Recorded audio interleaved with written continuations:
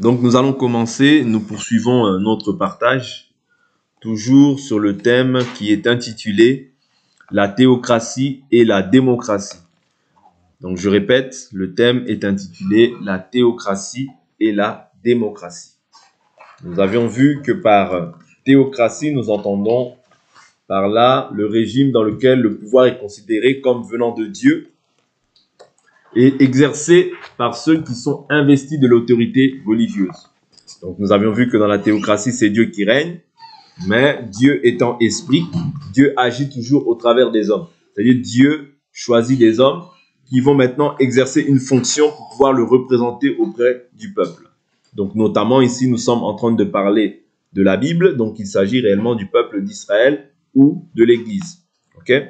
Donc dans la démocratie, nous entendons le régime dans lequel le peuple exerce sa souveraineté lui-même. C'est-à-dire, dans la démocratie, nous voyons que c'est le peuple qui règne et c'est le peuple qui a la souveraineté. Donc, voilà les deux aspects que nous sommes en train d'étudier. Et nous sommes en train de voir ces choses-là par rapport toujours à Israël et à l'Église. Vous voyez? Donc, n'oubliez pas parce que Israël, c'est une ombre. Vous voyez? C'est une ombre. L'église,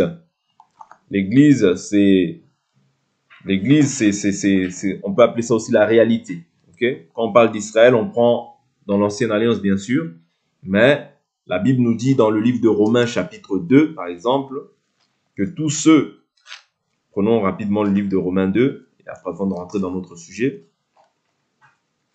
Romains, chapitre 2, donc Romains, chapitre 2, Romains chapitre 2. Je prends à partir du verset 28. Le juif, ce n'est pas celui qui en a les apparences, et la circoncision, ce n'est pas celle qui est apparente dans la chair, mais le juif, c'est celui qui l'est intérieurement, et la circoncision, c'est celle du cœur, selon l'esprit, et non selon la lettre. La louange de ce juif ne vient pas des hommes, mais de Dieu.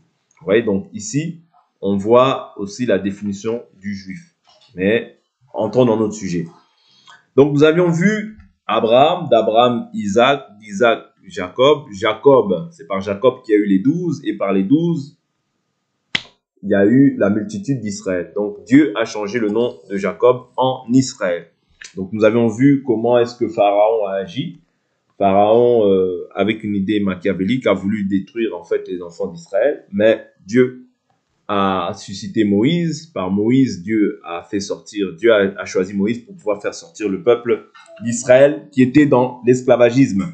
Donc voilà un peu. Donc dans la vidéo précédente, je pense que c'était la 3e partie, on a vraiment pris le temps de relater. Donc tous ceux qui nous suivront, qui nous prendront en cours, vous pouvez toujours prendre la vidéo 1, 2, 3 et vous verrez qu'il y a beaucoup plus de détails. Donc ici, je suis en train de pouvoir simplifier pour pouvoir essayer d'avancer. Donc, nous avions vu qu'Israël était sorti, que sous la conduite de Moïse, que Dieu avait donné des lois à Moïse pour qu'il puisse les enseigner au peuple d'Israël. Et Israël, nous avions vu que c'était le peuple de Dieu. Dieu s'était choisi ce peuple. Mais s'ils sont aimés, c'est à cause de leur père. Quand on parle de leur père, c'est-à-dire Abraham, Isaac et Jacob. Pourquoi? Parce que Dieu, ayant fait une alliance avec Abraham, l'alliance qui était liée sur la circoncision, bien qu'Israël était en esclavagisme, mais ceux qui étaient du moins destinés au salut ou prédestinés au salut, lorsqu'ils crièrent à l'Éternel, l'Éternel se souvint maintenant de l'alliance qu'il avait fait avec Abraham, Isaac et Jacob. Donc c'est très important de comprendre que tous ceux qui prétendent être sous la théocratie doivent en fait avoir aussi des choses qui permettent, des éléments qui nous montrent qu'ils sont sous la théocratie. Premièrement, nous avions vu que si tu prétends être sous la théocratie, tu dois être circoncis. Ok? Tu dois être circoncis. Parce que la circoncision, c'est ça, en fait, l'alliance que Dieu avait déterminée entre le peuple et lui-même. C'est par la circoncision que Dieu, c'est la promesse du moins, c'est l'alliance que Dieu avait faite avec Abraham. C'était la circoncision. De la circoncision, nous voyons aussi après, il y a la mer Rouge. C'est-à-dire il faut passer par la mer Rouge, qui est le symbole du baptême. La circoncision, c'est le symbole du Saint-Esprit. Parce que la circoncision, aujourd'hui, ce n'est plus une circoncision selon le cœur, selon la chair, mais c'est la circoncision du cœur. Vous voyez, comme on a lu dans Romains, chapitre 2. Vous voyez, donc, ce sont des éléments qui nous permettent de connaître si cet homme-là est réellement israélite. Parce que là, je suis en train de vous dire que nous sommes toujours en train de regarder Israël. Mais nous rentrerons aussi dans l'église. Parce qu'il faut rentrer aussi dans la réalité. Quand je prends cet aspect-là de Romains chapitre 2, verset 29, qui nous dit, verset 28, le juif, ce n'est pas celui qui en a les apparences, et la circoncision, ce n'est pas celle qui est apparente dans la chair. Celle qui était apparente dans la chair, c'était chez les Israélites. Mais le juif, c'est celui qui naît intérieurement, et la circoncision, c'est celle du cœur, selon l'esprit, et non selon la lettre. La louange de ce juif ne vient pas des hommes, mais de Dieu. Donc ici, on voit maintenant, dans le cadre de l'Église, que le véritable juif, c'est celui qui est selon l'esprit. C'est celui qui a reçu le Saint-Esprit. C'est celui qui est scellé du Saint-Esprit. Automatiquement, il est aussi bénéficiaire de toutes les promesses qui ont été faites à qui? À Abraham et à sa descendance. Là, il s'agissait de la descendance selon la chair. Mais nous, en fait, dès lors où nous croyons en Christ, nous sommes bénéficiaires aussi de toutes les promesses qui avaient été faites à Abraham. Ouais. C'est-à-dire la théocratie implique aussi certains éléments. Comme j'ai dit, la circoncision, la mer Rouge, il faut traverser la mer Rouge. Parce que la mer Rouge, c'est le symbole du baptême. Parce que la Bible nous dit que Israël a été baptisé en Moïse. Mais aujourd'hui, nous sommes baptisés en Christ. Jésus. Comprenez? Repentez-vous, que chacun de vous soit baptisé au nom de Jésus-Christ pour le pardon de vos péchés, et vous recevrez le don du Saint-Esprit. Vous voyez? Donc, ces choses-là se complètent. Vous voyez? Ces choses se complètent. C'est-à-dire, c'était une ombre dans l'ancienne alliance, mais au jour d'aujourd'hui, ça devient une réalité. Ok? Non seulement il faut avoir ces deux choses, mais il faut aussi avoir ce qu'on appelle les lois. Ouais? C'est-à-dire tu ne peux pas prétendre être israélite si tu n'es pas de la descendance d'Abraham. Si tu n'es pas de la descendance d'Abraham, tu es disqualifié. Si tu n'es pas passé par la mer Rouge, tu es disqualifié. Si tu n'es pas circoncis le 8e jour, tu es aussi disqualifié. Ouais? Ces trois choses peuvent déterminer qu'une personne est sous la théocratie de Dieu. Maintenant, il faudrait maintenant aussi que lorsqu'on te voit, qu'on puisse voir au travers de toi ton maître. Est-ce que vous comprenez? Au travers de toi, on puisse voir ton maître. C'est très important. Ouais? Voilà pourquoi l'Écriture dit que lorsque, là, ici, je viens dans la réalité, ou bien dans la Nouvelle Alliance, lorsque Pierre parle, on lui dit, tu es de leur, ton langage te trahit. Ouais? C'est-à-dire, il y a un langage qui doit être adapté à celui qui prétend être sous la théocratie. Parce que le fait de pouvoir écouter cette parole doit non simplement changer ton intérieur, mais aussi changer aussi ton extérieur. Si j'avais l'habitude en Égypte, étant sous la conduite de Pharaon, de pouvoir insulter, de pouvoir médire, de pouvoir me livrer à toutes sortes de penchants qui sont contraires aux lois que Moïse avait prescrites. C'est-à-dire que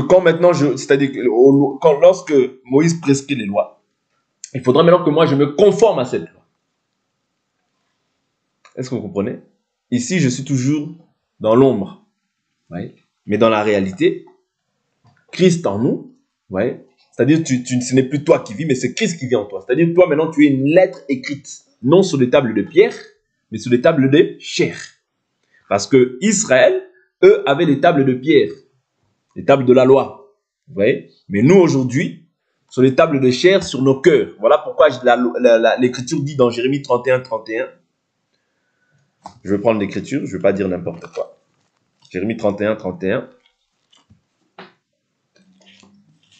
Jérémie 31, 31.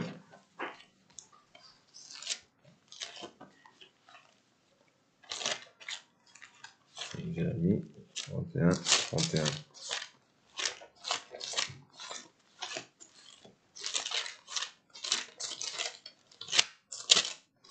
Jérémie 31, verset 31.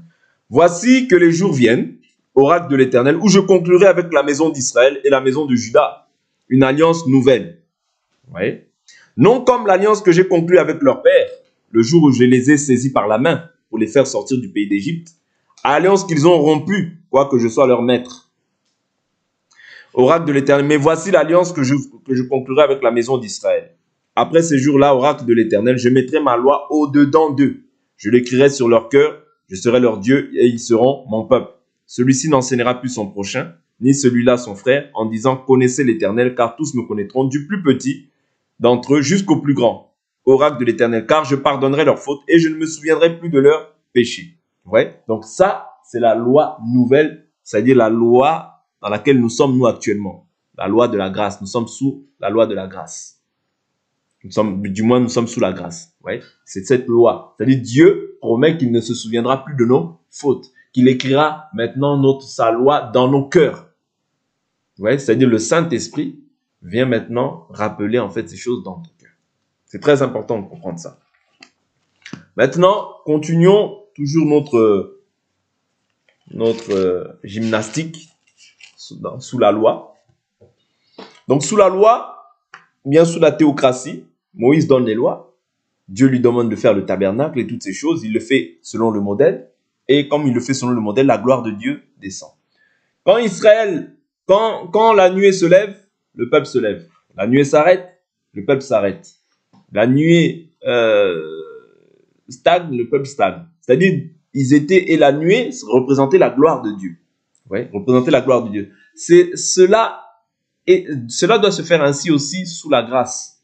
C'est-à-dire que nous aussi, nous sommes conduits par le Saint-Esprit. C'est-à-dire ce n'est plus toi qui dirige ta vie, c'est l'Esprit qui te conduit. Ouais, tu ne fais plus les choses selon toi, mais tu fais les choses selon ton maître.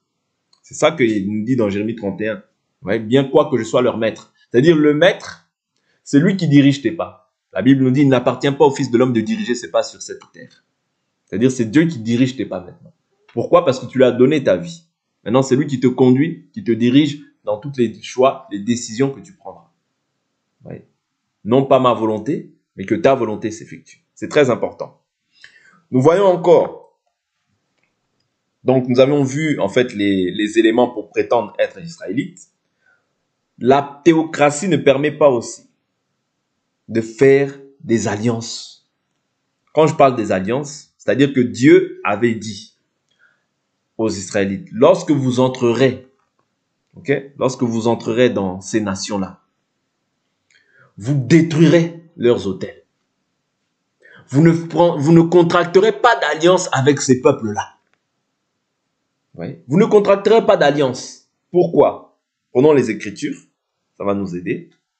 Prenons les Écritures. Exode chapitre 34. Exode chapitre 34. Ça, ici, je répète, ces lois n'étaient pas données aux nations. Parce que la nation par laquelle Dieu voulait faire en sorte que son nom soit connu au travers du monde, c'est la nation d'Israël qu'il s'était choisie. Non pas qu'elle n'était une nation forte, mais la Bible nous dit qu'ils étaient les plus faibles. Ouais. Et c'est ce qui se passe aujourd'hui aussi. Dieu a réitéré aussi cette chose. Il dit qu'il n'y a pas parmi vous beaucoup de sages, ni beaucoup de nobles. Ouais. Mais Dieu a pris les choses faibles du monde pour confondre les sages. Ouais. Dieu prend les choses faibles du monde pour confondre les sages. Prenons une lecture dans Exode 34 d'abord et on va rentrer après dans tous ces petits versets par la grâce du Seigneur. Exode chapitre 34, prenons le verset 11. Exode 34 à partir du verset 11. L'Écriture nous dit, « Prends garde à ce que moi, je t'ordonne aujourd'hui. Je chasserai devant toi les Amoréens, les Cananéens, les Hittites, les Phérésiens, les Héviens, les Yébousiens. Garde-toi de conclure une alliance avec les habitants du pays où tu dois entrer, de peur qu'ils ne deviennent un piège au milieu de toi. En effet, vous renverserez quoi? Leurs autels.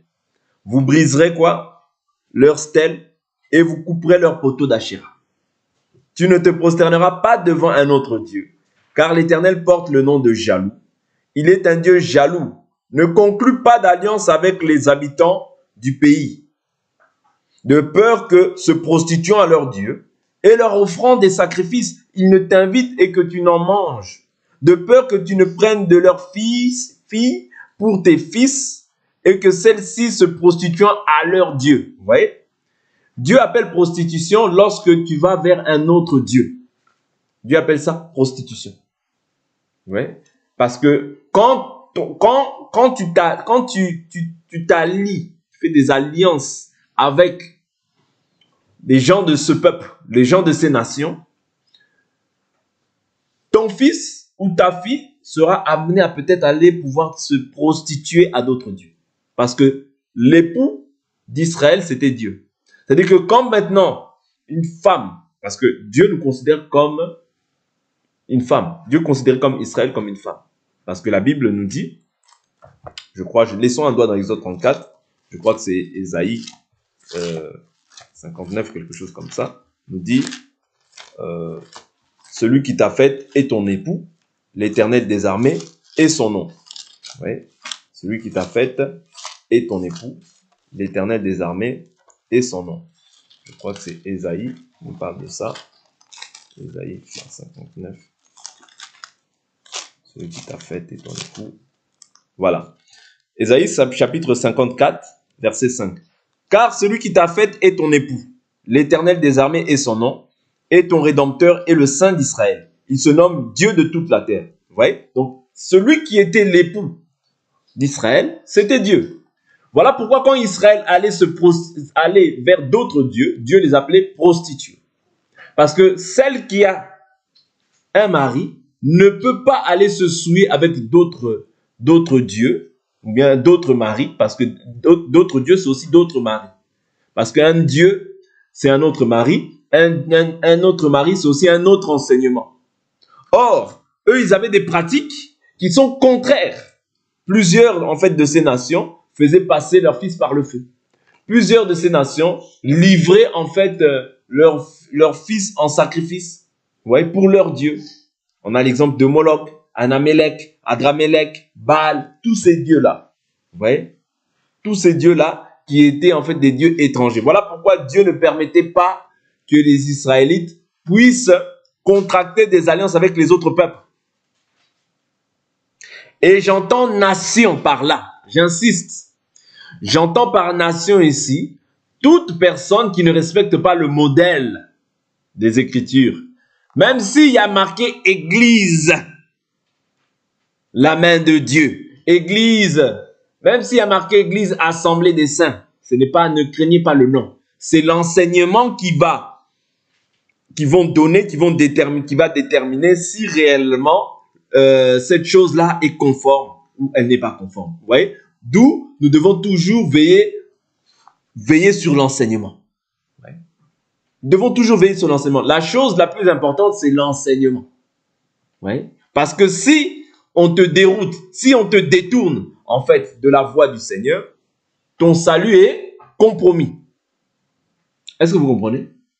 Voilà pourquoi tu ne peux pas contracter d'alliance. Voilà pourquoi je dis, on appelle nation ici, ou bien peuple, toute personne qui ne demeure pas dans la doctrine de Christ, toute personne qui ne respecte pas le modèle tel qu'il a été posé, ce sont aussi des peuples.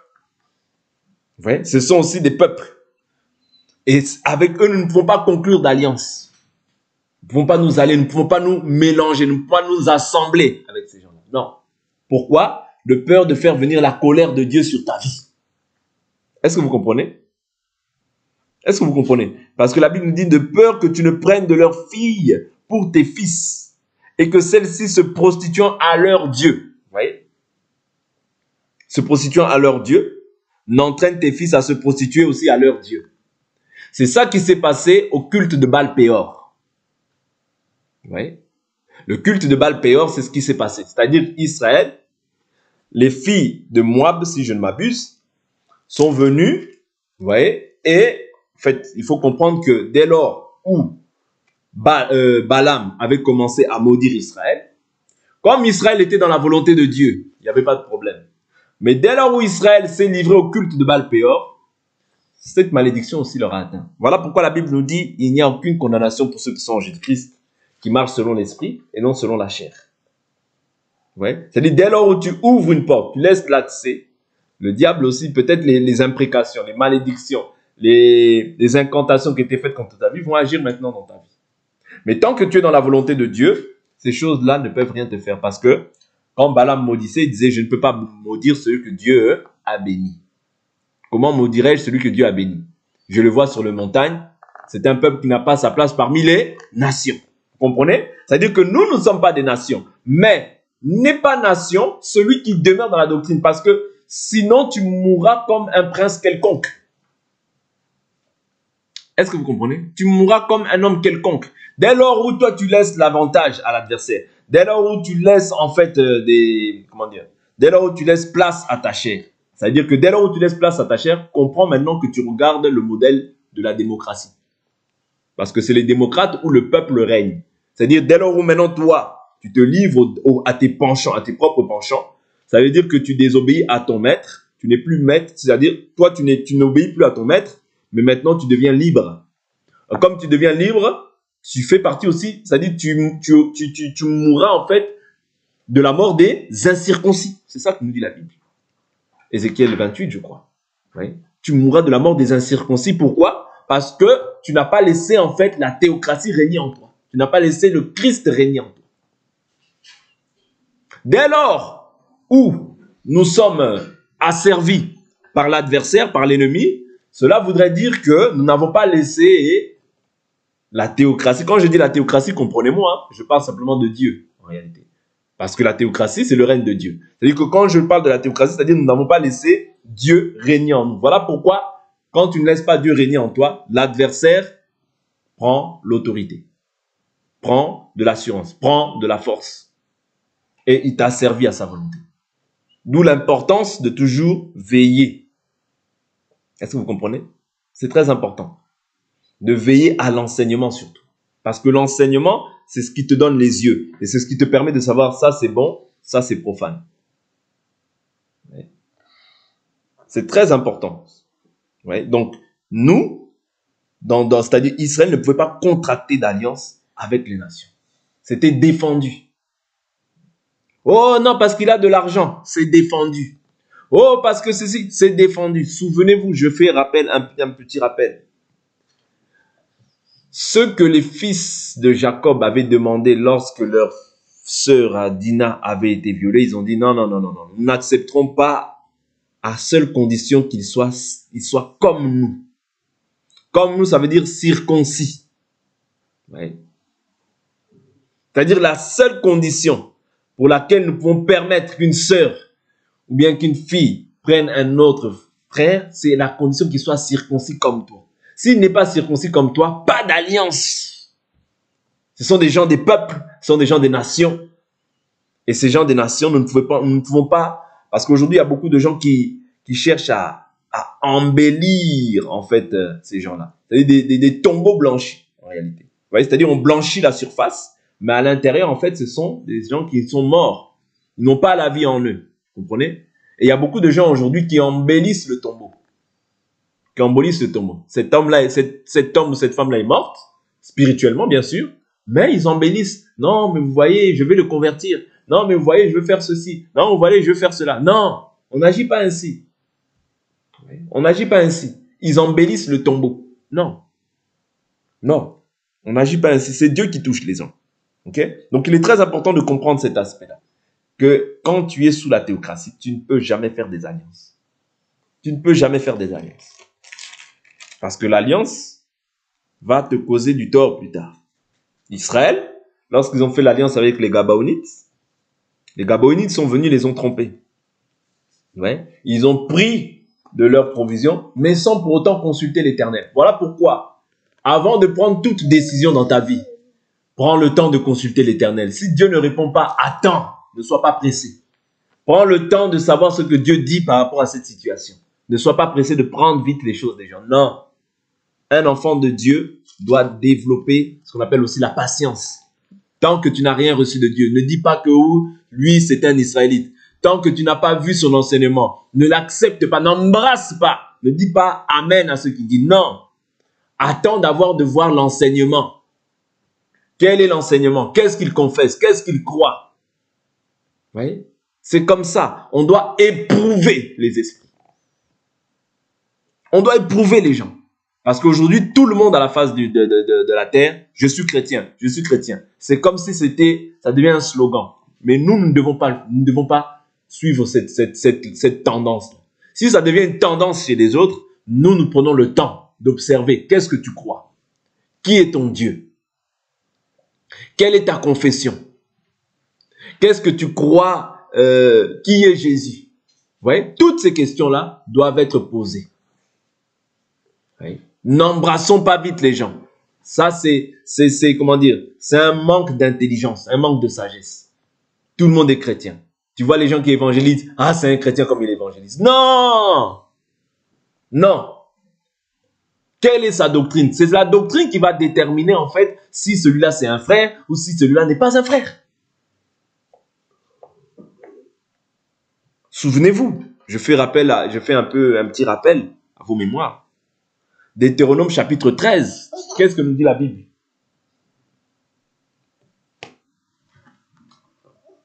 Qu'est-ce que nous dit la Bible? Si un prophète ou un visionnaire vient et vous annonce un prodige et qu'il y ait accomplissement de ce prodige, la Bible nous dit quoi?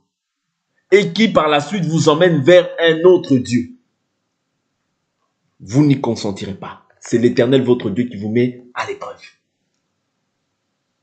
Vous comprenez? Ça veut dire qu'il y a des gens qui peuvent être là aussi visionnaires. Il dit quelque chose, la chose arrive. Il a aussi une vision. Il a aussi des choses, il voit aussi des choses. Oui, c'est bien.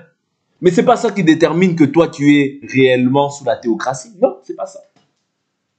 Oh, moi, je fais des miracles. C'est pas ça qui va m'intimider. Pas les miracles. Pas les signes, pas les prodiges, pas les... Non, non, non. Ce qui va m'intimider, c'est quel est ton enseignement. Qu'est-ce que tu crois? Non, mais pour moi, je crois que, bon, la femme aussi peut enseigner. Je crois aussi ça. Je crois aussi ça. Ben, tu n'es pas mon frère. Je crois que tout le monde peut enseigner aussi la parole de Dieu. Même si c'est un homme, tout le monde.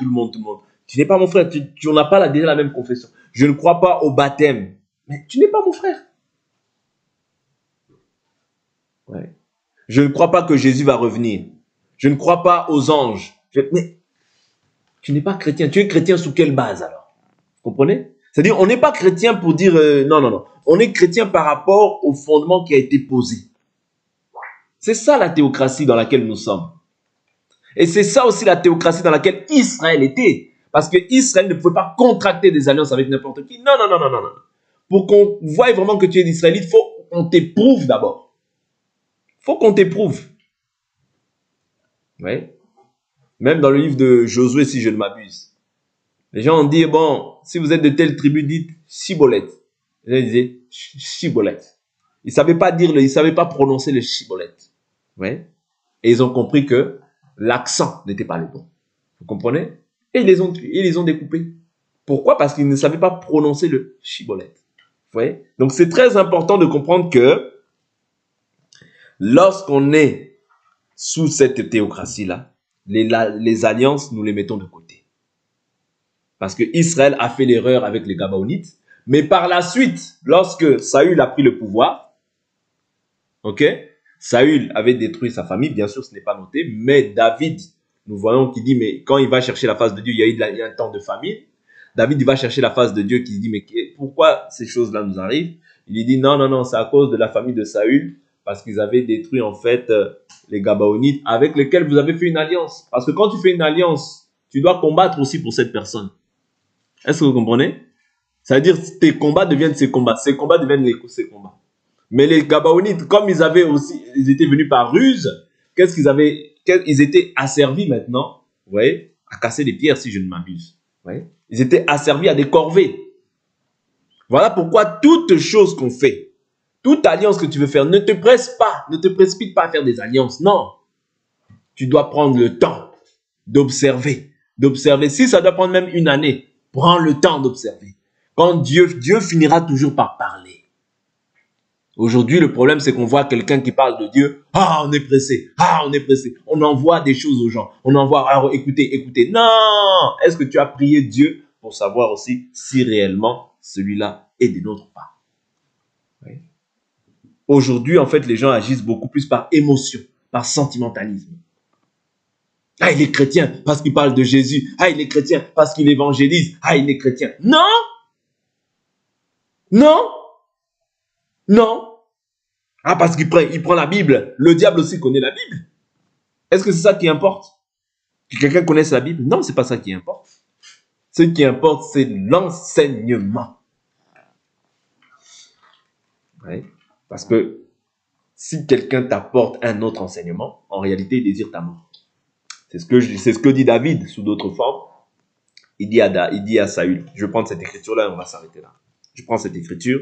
Je suis dans le livre de Samuel. Dans le livre de Samuel.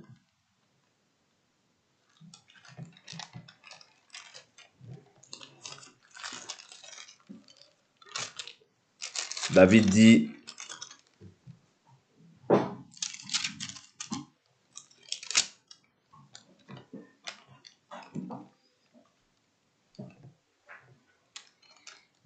à Saül, tu me chasses de mon héritage, ce qui revient à dire, va rendre un culte à d'autres dieux. Oui. David est conscient de ces choses-là, que quand on te chasse de l'héritage, oui, c'est afin que tu ailles rendre un culte à d'autres dieux. Or, rendre un culte à d'autres dieux, c'est la mort. Vous voyez? C'est la mort. Quand tu rends un culte à d'autres dieux, c'est la mort. Oui. Donc, il est très important que nous comprenions que toi, il peut arriver que tu fasses des erreurs, oui. Mais aller rendre un culte à d'autres dieux, ça, tu ne dois pas le faire. Oui. Tu ne dois pas le faire. Tu ne dois pas le faire. Je prends cette écriture. Je suis dans 1 Samuel chapitre 26, au verset...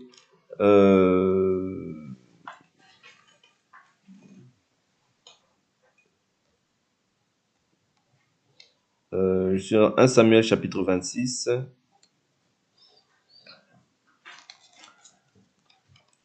au verset 19. L'Écriture dit que le roi, mon Seigneur, daigne maintenant écouter les paroles de son serviteur. Si c'est l'Éternel qui t'excite contre moi, qu'il accepte une offrande. Mais si ce sont des êtres humains, qu'ils soient maudits devant l'Éternel, puisqu'ils me chassent aujourd'hui pour me détacher de l'héritage de l'Éternel. Ce qui revient à dire, va rendre un culte à d'autres dieux. Ouais, David a compris que te chasser de l'héritage, ouais, te chasser de la présence de Dieu, te chasser en fait du culte, de la loi, ouais, de l'alliance, c'est aller rendre un culte à d'autres dieux. Pourquoi? Quand tu te détaches de quelque chose, c'est pour t'attacher à autre chose. C'est ce que dit Ruth. Ruth, lorsqu'elle est avec sa belle-fille, elle dit, où tu mourras, je mourrai. Ton Dieu sera mon Dieu. Ton peuple sera mon peuple. Vous comprenez? C'est-à-dire, quand on te détache de l'héritage, c'est afin que tu rendes un culte à d'autres dieux. Voilà pourquoi la chose sur laquelle tu dois vraiment être intransigeant, intraitable, c'est l'enseignement. Parce que c'est l'enseignement qui va te permettre de pouvoir hériter le salut. Parce que l'enseignement, c'est tout un héritage que nous recevons de la part du Seigneur. Oui. Et dès lors où tu te détournes de l'enseignement, dès lors où tu abandonnes cet héritage, c'est pour aller rendre un culte à d'autres dieux. Or, d'autres dieux qui ne peuvent entendre, qui ne peuvent voir, qui ne peuvent parler et qui ne peuvent aussi sauver. Amen. Donc, il est très important que tu gardes jalousement ce que tu as entendu et ne fais pas d'alliance pour faire des alliances. Parce qu'aujourd'hui, on est arrivé à un temps où les gens cherchent à faire des alliances. Non. Reste seul si tu dois rester seul, mais ne fais pas d'alliance. Parce que si tu fais des alliances qui sortent, en fait, qui ne sont pas, qui ne s'appuient pas, en fait, sur l'écriture, c'est pour ta propre perte. C'est ça que Dieu a dit. Ne fais pas d'alliance de peur qu'ils n'aillent se prostituer à leur Dieu. Donc on va s'arrêter là pour aujourd'hui. On continuera demain par la grâce de Dieu.